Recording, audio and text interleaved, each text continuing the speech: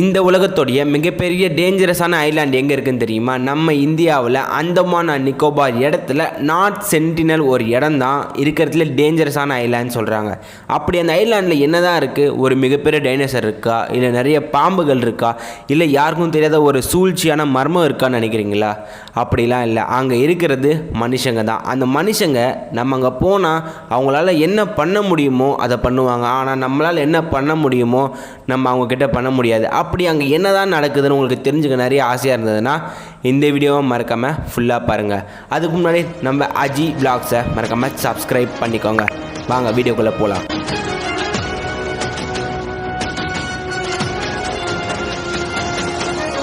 இந்த north sentinel island ஒரு கடல் சுற்றின ஒரு சின்ன பகுதியாக ஒரு காடாக இருக்கிறதான்னு சொல்கிறாங்க. இந்த இடத்துல யாராச்சும் உள்ளே வந்தாலோ, அதாவது India, Singapore, Malaysia, Sri Lanka and அவங்க பக்கத்தில் இருக்கிற சவுத் சென்டினல் ஐலாண்ட்லேருந்து யாராச்சும் வந்தாலும் அவங்க எதிர்த்து அவங்க அம்பை வச்சு அடிப்பாங்க.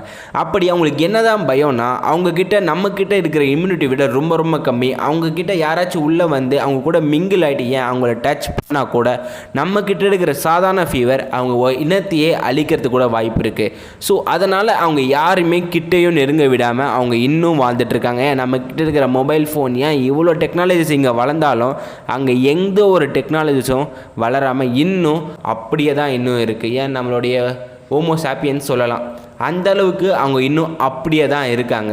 ஸோ நம்ம அந்த ஐலாண்டை பற்றி ஒரு 3 விஷயம் பார்க்க போகிறோம். அந்த ஐலாண்டில் என்னென்ன குரூப் இருக்குது, ஏன்னா ஒரு 3 விதமான குரூப்பை அந்த ஐலாண்டை ஒரு கண்ட்ரோலாக எடுத்து வச்சுருக்காங்க. செகண்ட், நம்ம எந்த ட்ரையும் பண்ணலையா, நம்ம பண்ண ட்ரைஸ்லாம் நம்ம அதில் செகண்டாக பார்க்க போகிறோம். தேர்ட், ரியாக்ஷன், அவங்களுடைய ரியாக்ஷன் என்னன்னு பார்க்க போகிறோம். அண்ட் நம்மளுடைய ஒரு பிக் டீம் ப்ராஜெக்டை அந்த நார்த் சென்டினல் ஐலாண்ட் பக்கத்தில் இருக்கிற நெய்பர் ஷிம்பனில் ஒரு ஐடியா வச்சுருந்தோம், அது என்னன்னு பார்க்க போகிறோம். ஸோ வாங்க போகலாம். நார்த் சென்டினலில் மொத்தம் 3 விதமான குரூப் வாழ்ந்துட்டு வராங்க. ஒருத்தவங்க பெரிய குடும்பமாக நிறைய பேர் சமையல் செஞ்சு நிறைய பேர் இருந்து அந்த இடத்துல ஒரு பெரிய குடிசை போட்டு வாழ்கிறாங்க ஒரு விதம்.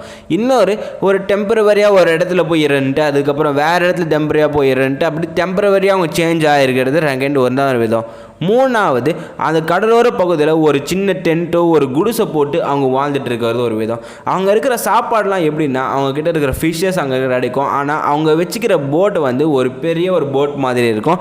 அந்த போட் ரொம்ப ஆழமான ஒரு இடத்துக்கும் அந்த போட்டை வச்சு அவங்க போகலான்னு சொல்கிறாங்க. அவங்க இருக்கிற பெண்கள் எப்படின்னா, அங்கே இருக்கிற ஒரு இலையை வச்சு அவங்களுடைய கெளுத்தையும் அவங்களுடைய தலையும் அவங்களுடைய ட்ரெஸ்ஸாகவே அதை யூஸ் பண்ணிகிட்டு இருக்காங்க. அங்கே இருக்கிற பாய்ஸ் அவங்களுடைய கெளுத்தனியாகவும் அன்பதனா அவங்களுடைய தலைக்கவசமாகவும் அந்த லீவ்ஸை வச்சு அவங்க வச்சு யூஸ் பண்ணிகிட்டு இருக்காங்க. அங்கே எப்போவுமே மோஸ்ட்லி எப்படி அவங்களுடைய இன்ஸ்ட்ருமெண்ட் என்னென்னா அவங்களுடைய ஸ்வாடுன்னு சொல்லலாம். அதை என்னென்னா ஒரு ஏரோ, அதாவது அம்பு. அந்த அம்பை எப்படி அவங்க யூஸ் பண்ணுறாங்கன்னா, நம்மக்கிட்ட இருக்க வேறு ஒரு ஷிப்பு மோதும் போது நம்மக்கிட்ட ஏதாச்சும் ஒரு திங்ஸ்லாம் அவங்கக்கிட்ட போய் வீயல. அப்போ வீயும் போது அங்கே இருக்கிற அயனை மட்டும் எடுத்து அவங்க அதை ஷார்பன் பண்ணி அதை அவங்க இன்னும் யூஸ் பண்ணிட்டு வராங்க. நம்ம செகண்ட் என்ன பார்க்க போகிறோம்னா, நம்ம கொடுக்குற ஒவ்வொரு ஆட்சையும் அவங்க எப்படி ரியாக்ஷன் பண்ணியிருக்காங்க. அதாவது ராக்கடு ஷீ ஷாக்கர் மாதிரி தாங்க. 1800 மிஸ்டர் போஸ்ட்மேன் ஒருத்தர் அந்த அந்தமான் நிக்கோபாருக்கு ஒரு சார்ஜாக இருக்கார். அப்போ அவங்க சுற்றி இருந்த கேம்பாக இருக்கட்டும் அண்ட் அவங்க இருந்த ஒரு வழியாக இருக்கட்டும் அங்கே போயெல்லாம் பார்க்குறாரு, யாருமே இல்லை. அண்ட் தென் அதேமாரி சுற்றிட்டுலாம் இருக்கும்போது அங்கே ஒரு ஓல்டு கப்புள் இருப்பாங்க. அண்ட் அவங்களையும் அண்ட் நிறைய சில்ட்ரன், ஒரு 2-3 சில்ட்ரனையும் அங்கே இருந்து பார்த்துருக்காங்க. அவங்க ஒரு 3 பேரையும் கூட்டிக்கிட்டு போர்ட் பிளேயர் கூட்டு வராங்க. அப்போ சயின்ஸ் ரொம்ப ரொம்ப இன்ட்ரெஸ்ட் போல் இருக்குது. அந்த சயின்ஸ் இன்ட்ரெஸ்ட்லாம் அவங்க மேலே திணிக்க பார்த்துட்ருக்காங்க. ஆனால் அந்த ஓல்டு கப்பல் இறந்துட்டு போயிடுறாங்க. அண்ட் தென் அவங்கக்கிட்ட இருக்கிறாங்களா அந்த சில்ட்ரனை அவங்க ஒரு கிஃப்ட் மூலமாக கொடுத்து திருப்பியும் அவங்க இருந்த நார்த் சென்டினலுக்கு அனுப்பிச்சி வச்சிடுறாங்க. ஆனால் அந்த நார்த் சென்டினலுக்கு அவங்க அனுப்பிச்சி வச்சவங்க இன்னும் இருக்காங்களான்னு ஒரு டவுட். ஏன்னா அவங்க இனமே கொஞ்சம் அழிஞ்சிருக்கும். ஏன்னா நம்மக்கிட்ட இருக்கிற இம்யூனிட்டி விட அவங்களோட இம்யூனிட்டி ரொம்ப ரொம்ப கம்மி. நம்மக்கிட்ட ஒரு ஃபீவரே வந்தாலும் அந்த ஃபீவர் அவங்கக்கிட்ட போச்சுன்னா அவங்க பேரழிவு பார்ப்பாங்க. ஸோ அந்த இதுவை அவங்க திருப்பியும் ரொம்ப நாளுக்கு விட்டாங்க. அவங்க போய் மீட் பண்ணுறது, அவங்கள போய் பார்க்குறது. அண்ட் 1970 திருப்பியும் ஃப்ரெண்ட் ஆகலாம் சொல்லிட்டு நம்ம ஒரு ஐடியா எடுக்கிறோம். அதனால் நம்ம என்ன பண்ணுறோன்னா, அவங்க ஃப்ரெண்ட் ஆகலாம்னு சொல்லிட்டு நிறைய வாட்டி அந்த ஐலாண்டை சுற்றி ட்ரை பண்ணுறோம். அண்ட் தென் ஒன் டைம் என்ன பண்ணுறோன்னா, நம்ம பன்றி, அதாவது பிக்கையும் அண்ட் ஒரு டாய்ஸ் எல்லாம் அந்த இடத்துக்கு அனுப்புகிறோம். ஆனால் அனுப்பும்போது அதை வாங்கி வச்சுக்கலாம்ல, சரி ஒரு பிகாச்சு கிடைக்கிறதும் வாங்கி வைக்காமல் அதை அப்படியே கொளுத்தி போட்டுடுறாங்க. அண்ட் தென் திருப்பியும் நம்ம 1980s திருப்பி அதே தான் பண்ணுறோம். திருப்பி அவங்க ரிட்டர்ன் பேக்காக அவங்க என்ன பண்ணுறாங்கன்னா ஆரோ மூலமாக அம்பு மூலமாக நம்மளை அடிக்க ட்ரை பண்ணுறாங்க. அண்ட் தென் ஒன் டைம் நம்ம வந்து திருப்பியும் அந்த ஃபுட்டு இந்த இது அவங்களுக்கு ரொம்ப பிடிச்சது என்னென்னா கோகனட் சொல்லலாம். கோகனட்டு, அதுக்கப்புறம் இந்த பனானா, அதுக்கப்புறம் அவங்களுடைய டாய்ஸ் பன்றிலாம் ஒரு டைம் அனுப்பும் போது அதை வந்து அவங்க வந்து எடுத்து வச்சுட்டாங்க. ஓகேவா, அவங்க யூஸ் பண்ணிவிட்டு அவங்க சுற்றி அந்த காட்டில் இருப்பாங்களே அவங்க எல்லாருக்குமே பகிர்ந்து கொடுத்து அவங்க சாப்பிட்றாங்க. அண்ட் இன்னொரு டைம் அந்த சென்டினல் நார்த் சென்டினல் இருக்கவங்க என்ன பண்ணுறாங்கன்னா ஒரு ஆக்ஷன் கொடுக்குறாங்க. எதுனா எங்களுக்கு வந்து ஃபுட்டு வேணும், கிஃப்ட்டு கொடுங்கன்னு சொல்லிட்டு அது மாதிரி அவங்க கேட்குறாங்க. திருப்பி நம்ம எடுத்துன்னு போய் அவங்ககிட்ட கொடுக்கும்போது திருப்பியும் அதை அவங்க வாங்கி வச்சுட்டு திருப்பியும் நம்மளை அட்டாக் பண்ணுற மாதிரி அவங்க பண்ணிகிட்ருக்காங்க. இது மாதிரி அவங்க ஒவ்வொரு டைம் பண்ணும் போதும் நம்மக்கிட்ட ஒரு டேஞ்சரஸ் சுச்சுவேஷன் தான். அந்த நேரத்தில் நம்ம உயிர் தப்பி போவான்னு கூட தெரியாது, நம்ம வந்து பரிட் கூட பண்ணிவிடுவாங்க. அது மாதிரி இருக்கும்போது அவங்க ஒவ்வொரு வாட்டி பண்ணும்போதும் அவங்க வந்து அம்பை வச்சு அவங்கள அட்டாக் பண்ண ட்ரை பண்ணுறாங்க. அண்ட் இது மாதிரி கண்டினியூஸாக பண்ணிகிட்டு இருக்கும்போது அண்ட் தென் 1991 அவங்க திருப்பியும் வந்து ஒரு போட்டில் இறங்கி கோகோனட் ஏதாச்சும் இருக்கா அண்ட் சம் ஆக்ஷன்லாம் நம்ம பார்த்து கொடுக்க ஆரம்பிச்சாங்க. சரி ஏதோ கேட்குறாங்க போல சொல்லிட்டு நம்மளும் அந்த கோகோனட்லாம் எடுத்துகிட்டு போகும்போது அந்த போட்டை வந்து அட்டாக் பண்ணுறாங்க. அந்த போட் ஒன் டைம் அட்டாக் பண்ணாங்க, திருப்பியும் அவங்க அட்டாக் பண்ணாமல் அந்த இடத்த விட்டு அவங்க போயிடுறாங்க. ஏன்னா அவங்களுக்கு ஒரு பயம் இருக்குது, ஏதாச்சும் நம்மளும் திருப்பி அட்டாக் பண்ணிட்டாங்கன்னா அண்ட் அவங்க வந்து நம்ம இனத்தையும் அழிச்சிட்டாங்கன்னா ஸோ சொல்லிவிட்டு அவங்களும் அந்த இடத்த விட்டு போயிடுறாங்க, இவங்களும் அந்த இடத்த விட்டு போயிடுறாங்க. அண்ட் தென் 2004 இன்னும் வரைக்கும் நம்ம அவங்களுக்கு கண்கான்சிடண்டாக இருக்கும். அவங்களுக்கு ஏதாச்சும் ஒரு ஹெல்த் ப்ராப்ளம் ஏதாச்சும் வருதா, அவங்க ஃப்ளட் 2004 வரும்போதும் அவங்களுக்கு ஏதாச்சும் பாதிச்சுதா, அவங்களுக்கு ஏதாச்சும் ப்ராப்ளம் ஆச்சான்னு சொல்லிட்டு இன்னும் நம்ம இந்தியாவிலேருந்து நம்ம மானிட்டர் பண்ணிட்டு தான் இருக்கும்.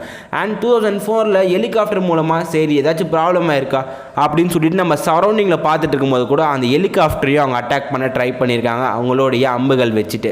ஸோ இது மாதிரி நடந்துட்டு இருக்கும்போது 2006 நினைக்கிறேன், அப்போ வந்து 2 ஃபிஷர்மேன் வந்து அந்த சைட் போயிருக்காங்க. அந்த சைட் போயிட்டு இருக்கும்போது அவங்க படுத்து இந்த போட்டில் வந்து படுத்து தூங்கிடுவாங்க. அப்படி தூங்கிட்டு இருக்கும்போது அந்த நார்த் சென்டினலில் வந்து தப்பி தவறி போயிட்டாங்க. ஆனால் அவங்க 2 பேரையும் கொண்டுட்டாங்க. அண்ட் நவம்பர் 2018 ஜான் ஆலன் சா வந்து ஒரு அமெரிக்கன் மில்லியனரி ஒரு மில்லியன் ஆஃப் ப்ராஜெக்ட் ஐடியாவோட அதில் வந்து என்ட்ரி கொடுக்குறாரு. அப்படி அங்கே என்ட்ரி கொடுக்கும்போது ஒரு ரிலீஜியஸ் மூலமாக தான் ஃபஸ்ட்டு அவர் என்ட்ரி கொடுக்குறாரு, ஒரு ஃப்ரெண்ட் ஆகிடலாம். ஆனால் அவர் ஐடியா பண்ணது நார்த் சென்டினலுக்கு இல்லைங்க, அவங்க க்ளோஸ் நைபராக இருக்கிற ஒரு ஷிம்பன் ஒரு ஐலாண்டுக்காக. அந்த ஐலாண்ட்லையும் இதே மாதிரி சேம் ரெஸ்ட்ரிக்ஷன் தான். ஆனால் அந்த ரெஸ்ட்ரிக்ஷன் இடத்துல அவர் என்ன ஒரு பிளான் போடுறாருன்னா ஒரு மில்லியன் ஆஃப் ட்ரீஸை வந்து கட் பண்ணிவிட்டு அந்த இடத்துல ஒரு சிட்டி ஒரு புதுசாக ஒரு ஏர்போர்ட்டு, ஒரு சேஃப்டி கார்ட்ஸ், அதாவது ஒரு 8,000 ஒரு பாப்புலேஷன் வந்து இன்க்ரீஸ் பண்ணலாம். இங்கேருந்து அங்கே போயிட்டு கார்ப்பரேட் ஐடியா வந்து அவர் வந்து உள்ளே இம்போர்ட் பண்ணலான்னு சொல்லிட்டு அங்கே என்ட்ரி கொடுக்குறாரு. ஆனால் அவருக்கும் அந்த 2 ஃபிஷர்மேனுக்கு நடந்த மாதிரி சேம் தான், அவரையும் கொன்னுடுறாங்க. இது மாதிரி அந்த இடத்துக்கு யார் போனாலும் அவங்களுக்கு கொன்னுடுறாங்கன்னு ஒரு பயமும், அங்கே இடத்துக்கு வந்து அவங்களுக்கு நம்மளை ஏதாச்சும் பண்ணிட போகிறாங்கன்னு சொல்லிட்டு அவங்களுக்கு ஒரு பயமும் இன்னும் அவங்க வாழ்ந்துட்டுருக்காங்க. இப்போ நம்ம என்ன தான் 2024 இருந்தாலும் நமக்கு ஒரு ஃபோனு இல்லைனா ஒரு சரௌண்டிங்கில் ஒரு சிட்டி மாதிரி உங்களுக்கு ஒரு விஷன் நம்ம வாழ்ந்துட்டுருக்கோம். ஆனால் அவங்களுடைய விஷன் என்னென்னா இன்னும் அந்த பழைய காலத்து ஏஞ்சிலே அவங்க இன்னும் வாழ்ந்துட்டுருக்காங்கன்னு சொல்லலாம். ஸோ நீங்கள் என்ன நினைக்கிறீங்க? ஏன்னா இன்னும் நம்ம இவ்வளோ சேஞ்சஸ் ஆகி நம்ம இவ்வளோ இம்ப்ரூவ்மெண்ட் பண்ணி நம்ம இருந்தோம், அவங்க இன்னும் சேஞ்ச் ஆகாமல் இருக்கிறதுக்கு, ஏன் அவங்க சேஞ்ச் இம்ப்ரூவ்மெண்ட் கொடுக்கறதுக்கு ஒரு ஸ்டெப்பு கூட வைக்காமல் இருக்கிறதுக்கு அது என்ன காரணம் நீங்கள் நினைக்கிறீங்க? நீங்கள் அதை என்ன பண்ணலாம்? ஏன்னா அவங்க அப்படியே விட்டுடலாமா? ஸோ அவங்கள சேஞ்ச் பண்ணுறதுக்கு ஒரு ஐடியா பார்ப்போமான்னு சொல்லிட்டு என்னன்னு சொல்லிட்டு நீங்கள் கமெண்ட்டில் மென்ஷன் பண்ணுங்கள். இதோட ஒரு நெக்ஸ்ட் வீடியோ உங்களை சந்திக்கிறேன். I am bye from your Aji.